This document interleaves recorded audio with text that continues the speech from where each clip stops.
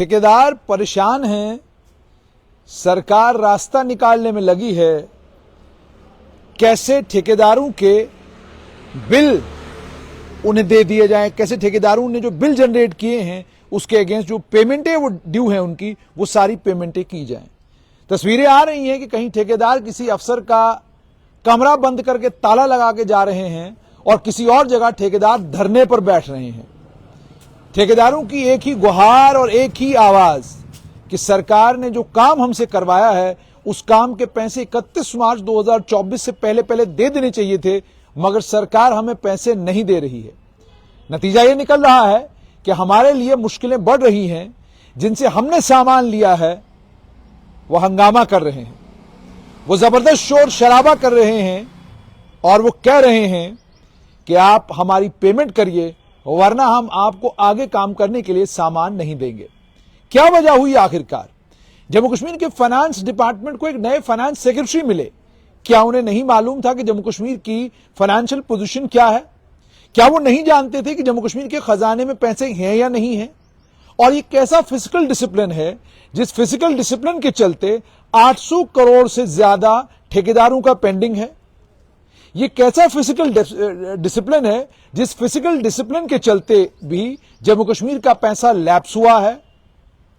इसमें कोई शक नहीं कि केंद्र सरकार मदद करेगी, पैसा और आएगा, लेकिन कब तक केंद्र सरकार जम्मू कश्मीर के कटोरे में पैसे डालती रहेगी? कब तक केंद्र सरकार जम्मू कश्मीर का कटोरा भरती रहेगी? और कब तक हम ये गाना गाते रहेंगे कि जनाब इस साल हमारा रेवेन्यू अच्छा हो गया है, इस साल हमको पैसा मांगने की जरूरत नहीं पड़ेगी, अगले साल और बढ़िया हो जाएगा, अगले साल और बढ़िया हो जाएगा? इस ख्वाब में कब तक हम लोग जिएंगे? इस बार बड़ा जोर था कि बिजली के बिल हम लोगों ने बहुत बड़े पैमाने पर वसूल किए, बहुत बड़े पैमाने पर हमारा जो रेवेन्यू था उसमें वृद्धि हुई है। अगर रेवेन्यू में वृद्धि हुई है और आपका रेवेन्यू बढ़ा है तो उसके बावजूद ये सूरत क्यों बनी है? और उसके अलावा सिर्फ इतना ही नहीं, ठेकेदार जिस समय काम करते हैं पेंडेंसी रहती क्यों है? जब वो बिल्स जनरेट करते हैं उसी समय वो पेमेंट क्यों नहीं होती? क्यों ठेकेदारों को इंतजार करना पड़ता है कि 31 मार्च आएगा, उस वक्त 31 मार्च की रात को 12 बजे से पहले हमारी पेमेंट होगी? ये जो सूरत हाल है ये किसी भी तरीके से जम्मू कश्मीर के लिए ठीक नहीं है। ठेकेदारों की रोजी रोटी, वो जो काम करते हैं उस काम से जो हल्का फुल्का मुनाफा उनका होता है वही है। अगर उन्हें वक्त पर पेमेंट नहीं मिलेगी तो जो मार्केट से उन लोगों ने पैसा उठाया है, जिन लोगों से वो पैसा लिया है, वो लोग फौरन उनके दरवाजे पर दस्तक देने के लिए आ जाते हैं। उनमें बैंक भी है और उनमें वो लोग भी हैं जो आज भी पैसा देते हैं लोगों को ताकि वो काम कर सकें अपना। अब आप सोचिए, जिस ठेकेदार को 31 को पैसा नहीं मिला, उसने बैंक से ओवरड्राफ्ट लिया है, ओवरड्राफ्ट की फैसिलिटी ली है, वो ओवरड्राफ्ट तो उसको रिटर्न करना है।